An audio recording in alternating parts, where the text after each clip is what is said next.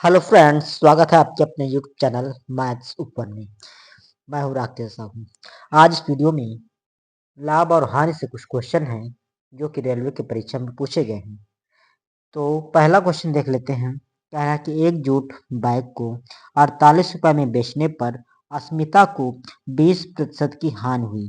20% का लाभ अर्जित करने के लिए जूट बैग का विक्रय मूल्य क्या होगा? और ये आरआरबी ग्रुप डी 18/9/2018 में पूछा गया है।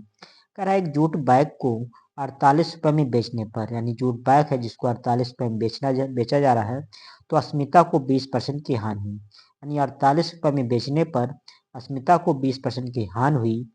20% का लाभ अर्जित करने के लिए उसे जूट बैग का विक्रय मूल्य क्या होगा? यानी 20% का लाभ प्राप्त करना है तो जूट बैग का विक्रय मूल्य क्या होगा, ये बताना है। तो कह रहा कि जूट बैग 48 में बेचने पर अस्मिता को 20% की हानि होती है।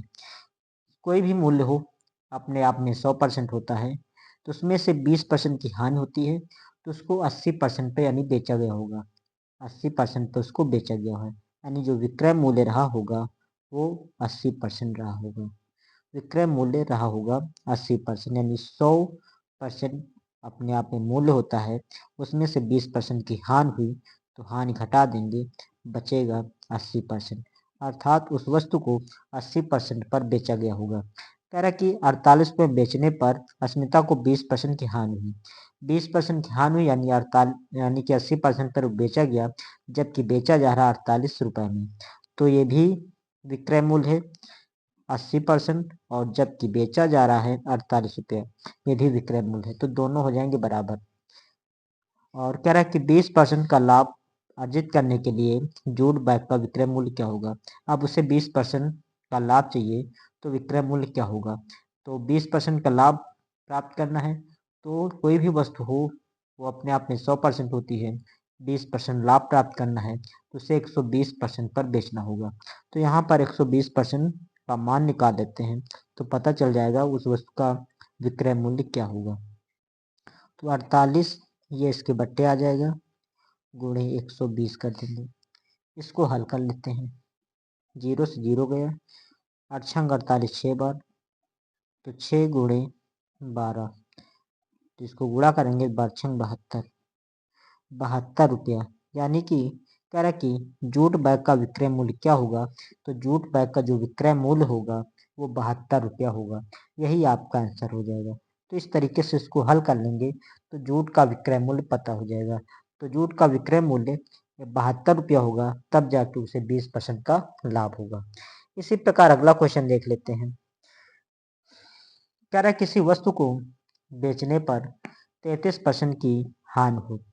किसी वस्तु को बेचने पर 33% की हानि हुई, यानी कोई वस्तु बेची जा रही है जिसमें से उसे 33% की हानि होती है, और 7% लाभ का अंतर 220 रुपये है। यानी कि 33% की हानि और 7% लाभ का अंतर दे रखा है 220 रुपये। वस्तु का लागत मूल्य क्या है? और ये पूछा गया है आरआरबी ग्रुप डी 11/12/2018 में पूछा गया है।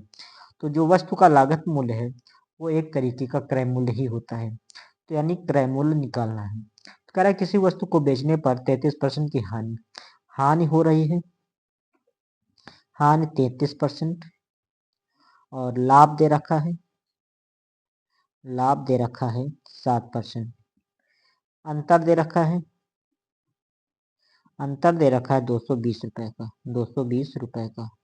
तो जब वस्तु का वस्तु वस्तु यानी कि हानि दे रखी हो, वस्तु की हानि हो, और लाभ दे रखा हो, और अंतर दे रखा हो 220, तो यहाँ पर हानि और लाभ दोनों को जोड़ लेंगे जो कि अंतर को निरूपित करेगा।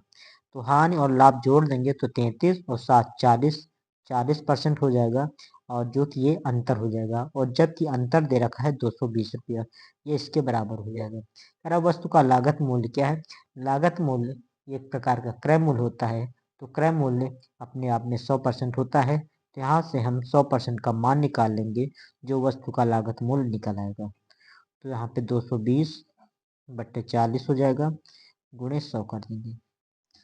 यहाँ से इसको हल करते हैं, 0 से 0 कट जाएगा, 4 से इसको काटेंगे, 4 दूनी 8, 2 4 पंचे 20 25, इसको गुणा करेंगे तो 25 को 22 से गुणा करेंगे, 25 दूना 50, हासिल है 5, 25 दूना 50, 50 5 55, यानी कि उस वस्तु का जो लागत मूल्य होगा वो 550 रुपया उस वस्तु का लागत मूल्य होगा, और यही आपका आंसर हो जाएगा। तो इस तरीके से इसको हम हल कर लेंगे। इसी प्रकार अगला क्वेश्चन है, अगला क्वेश्चन देख लेते हैं।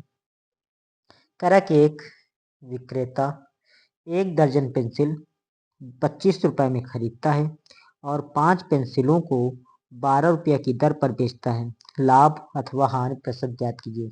और ये पूछा गया है आरआरबी ग्रुप डी 8/10/2018 में पूछा गया है। कह रहा है कि एक विक्रेता यानी जो बेच रहा है, एक विक्रेता 1 दर्जन पेंसिल 25 रुपये में खरीदता है।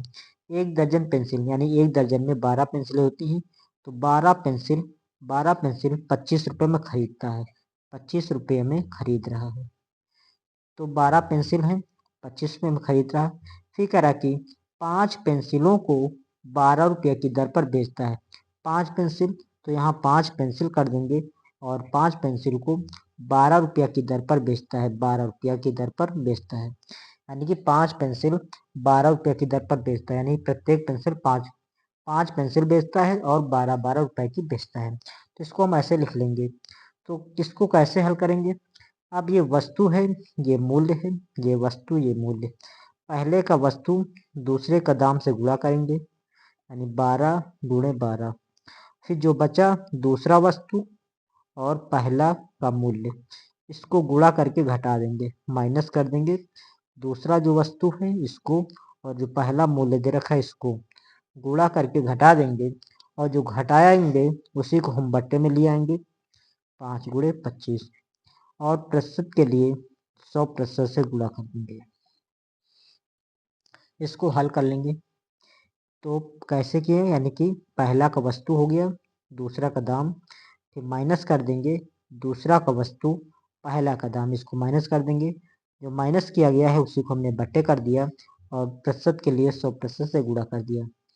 गुणा करेंगे 12 बराबर 144 हो जाएगा, माइनस 25 पंचम 125 बट्टे 25 पंचम 125 और 100 गुणे 100%।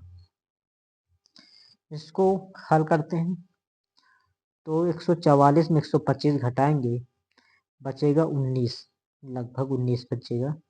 इसको घटा के देख लेते हैं, 144 में घटा देते 125, 14 में 5 गए 9, यहाँ बचे 3, 3 2 गए 1, 19 बचा, 19 बट्टे 125 गुणे 100, काट देंगे, 25 से कट जाएगा, 25 पंचम 125, 25 चौको 104 बार।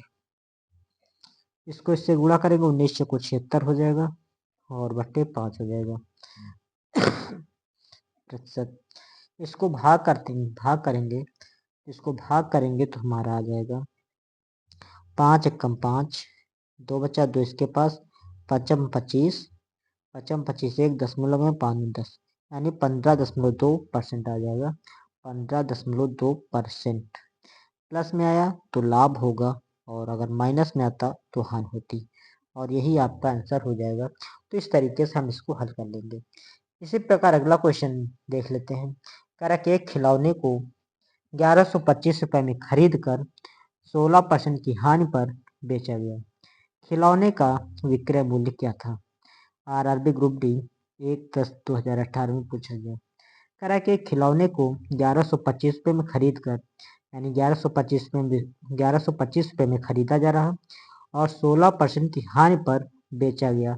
खिलौने का विक्रय मूल्य क्या था, यानी कितने रुपए में बेचा गया, ये बताना है। तो खिलौने को जो खरीद रहा है 1125 में खरीद रहा, क्रय मूल्य दे रखा है, क्रय मूल्य 1125 रुपया क्रय मूल्य है। कह रहा है कि 16% की हानि पर बेचा गया, हानि पर बेचा जा रहा, हानि कितनी हो रही, 16% की हानि पर बेचा जा रहा। तो 16% की हानि पर बेचा जा रहा, तो इसका मतलब है 16% की हानि हो रही बेचने पर, अर्थात वो 84% पर बेचा गया होगा, यानी कि जितने में खरीदा गया 1125 में खरीदा गया, इसको 84% पर बेचा गया होगा, क्योंकि 16% की हानि हुई तो 16 में, यानी कि 16% की हानि हुई तो बेचा गया होगा 84%, यानी कि 100 में 16 घटा देंगे तो 84% पे बेचा गया। बेचा गया होगा 84% पे। तो 1125 है, इसको हम 84% पर बेच देंगे। 84% हटेगा 3200 आ जाएगा। ये हो जाएगा विक्रय मूल्य यानी एसपी। इसी को हल कर लेते हैं। 25 से काटेंगे, 25 चक्को 100, 12 बचे, 12 इसके पास, 25 पंचम 125, 25 चक्को 100 4 बार, 4 से काटेंगे, 4 दूनी 8, 4 एकम 4, इधर बचा 45 और इधर बचा 21, गुणा करते हैं। तो 21 पंचम 105, 21 पंचम 105, हासिल आया 10। 21 को 4 से गुणा करेंगे, 21 दूना 42, 33, 30, 21 21 के दूना 42 के 63, 21 को 84, 84 और 10 94, 84 और 10 94, अर्थात 945 रुपया उस खिलौने का विक्रय मूल्य होगा। कह रहा कि खिलौने का विक्रय मूल्य क्या था, तो खिलौने का जो विक्रय मूल्य था 945 रुपया, यानी 945 रुपये में उसे बेचा गया। यही आपका आंसर हो जाएगा। तो इस तरीके से इसको हल कर लेंगे। तो ओके मित्रों, आज का वीडियो यहीं तक रखते हैं, फिर मिलते हैं नेक्स्ट वीडियो में। वीडियो पसंद आए तो लाइक कीजिए, चैनल को सब्सक्राइब कीजिए। धन्यवाद।